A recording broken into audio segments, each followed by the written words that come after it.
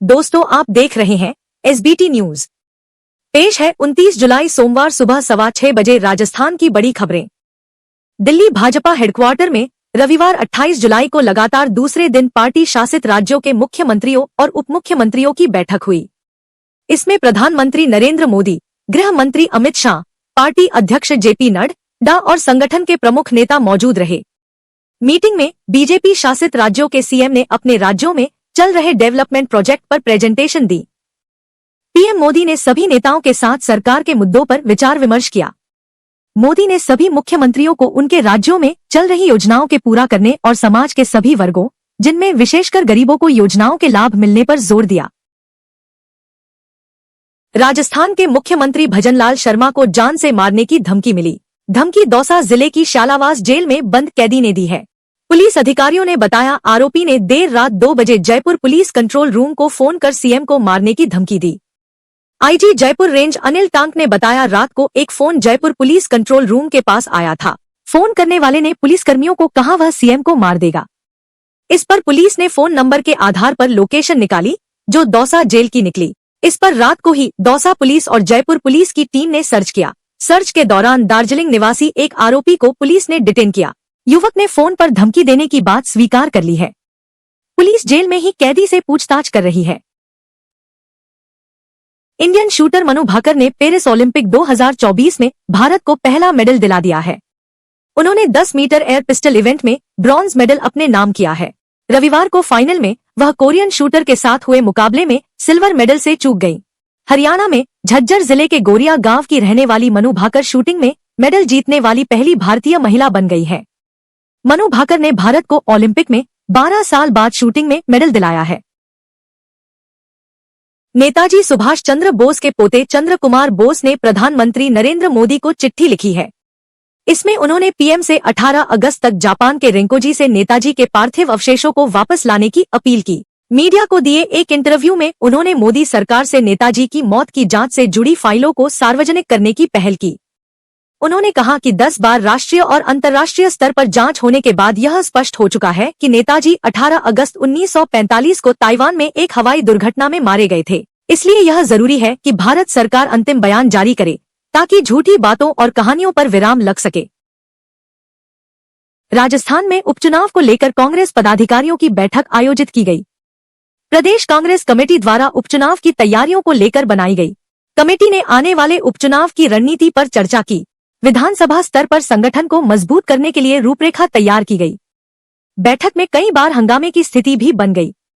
इस दौरान कार्यकर्ताओं ने गठबंधन को लेकर नाराजगी जाहिर की। बैठक में जिलाध्यक्ष मकराना विधायक जाकिर हुसैन, सूरतगढ़ विधायक डूंगरराम गेदर, सेवादल संगठन प्रमुख हेमसिंह शेखावत, अभिषेक चौधरी मौजूद रहे। इस दौरान जाकिर हुसैन ने कहा कि खीमसर में जो हमारा संगठन पिछले 20 वर्षों से कमजोर चल रहा है।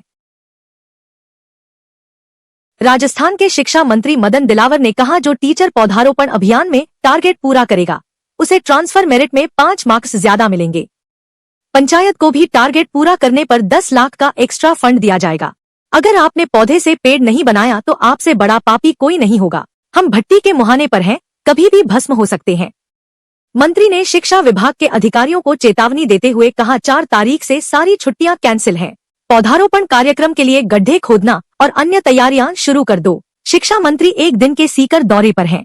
उन्होंने रविवार को यहां पलसाना सीएचसी परिसर में 551 पौधों से वृक्षारोपण अभियान की शुरुआत की। राजस्थान सरकार के मुख्य सचेतक जोगेश्वर गर्ग ने कहा है कि अगर कोई समुदाय जनसंख्या बढ़ाने के लिए कोई लंबी योजना तैयार करता है तो उस पर सरकार की नजर है और उस पर अंकुश भी लगाया जाएगा। कानून बनाने को लेकर भी राजस्थान और भारत सरकार सोच रही है। बिना किसी समुदाय का नाम लिए गर्ग ने कहा कि किसी वर्ग विशेष की जनसंख्या बढ़ती है तो समस्या और अशांति क्यों पैदा होती है, वहां अलगाववाद सहित सब क्यों पैदा होता है। जोगेश्वर गर्ग रविवार सुबह बाड़मेर में एक कार्यक्रम में शामिल होने पहुंचे थे। मोदी 3.0 में पहली बार 10 राज्य और एक केंद्र शासित प्रदेश के राज्यपाल और प्रशासक बदले गए हैं। राष्ट्रपति भवन ने शनिवार देर रात 6 नए राज्यपाल और 3 के ट्रांसफर का आदेश जारी किया। भाजपा के राष्ट्रीय उपाध्यक्ष ओम प्रकाश माथुर को सिक्किम का गवर्नर बनाया गया है। असम के गवर्नर गुलाब चंद कटारिया पंजाब के राज्यपाल के अलावा चंडीगढ़ के प्रशासक का जिम्मा संभालेंगे। महाराष्ट्र विधानसभा के स्पीकर रहे हरिभाऊ बागड़े राजस्थान, पूर्व केंद्रीय मंत्री और 8 बार के सांसद रहे संतोष गंगवार झारखंड, असम से पूर्व सांसद रमन डेका छत्तीसगढ़ के गवर्नर बनाए गए हैं। 3 राज्यपाल सीपी राधाकृष्णन को झारखंड से महाराष्ट्र, गुलाब चंद कटारिया को असम से पंजाब चंडीगढ़, लक्ष्मण आचार्य को सिक्किम से असम, मणिपुर को दूसरे राज्य भेजकर रिपीट किया गया है।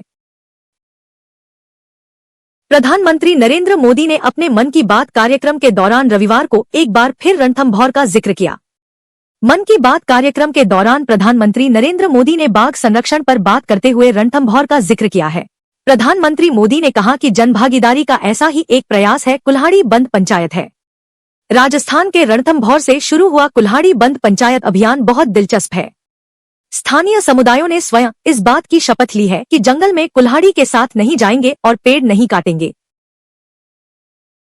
राजस्थान के झुंझुनू जिले में आज प्रधानमंत्री नरेंद्र मोदी की मन की बात के नए एपिसोड का प्रसारण किया गया। झुंझुनू के भाजपा जिला कार्यालय में इस प्रसारण को सभी नेताओं और कार्यकर्ताओं ने एक साथ देखा और सुना। भाजपा प्रदेश महामंत्री पूर्व सांसद संतोष अहलावत, भाजपा जिलाध्यक्ष बनवारी लाल सैनी, भाजपा राष्ट्रीय परिषद के सदस्य विश्वंभर पूनिया, भाजपा जिला उपाध्यक्ष प्यारेलाल ढूकिया, भाजपा नेता बबलू चौधरी की मौजूदगी में बड़ी संख्या में कार्यकर्ताओं ने पीएम की मन की बात सुनी। सीकर में भाजपा जिला कार्य समिति की बैठक में हिस्सा लेने के लिए रविवार को हरियाणा प्रभारी सतीश पूनिया सीकर पहुंचे। इस दौरान वह मीडिया से रूबरू हुए। यहां उन्होंने कहा कि हरियाणा में जनता का मिजाज हमेशा कांग्रेस के खिलाफ रहा है। सतीश पूनिया ने कहा कि भारतीय जनता पार्टी अपने संगठन की रचना के नाते जानी जाती है।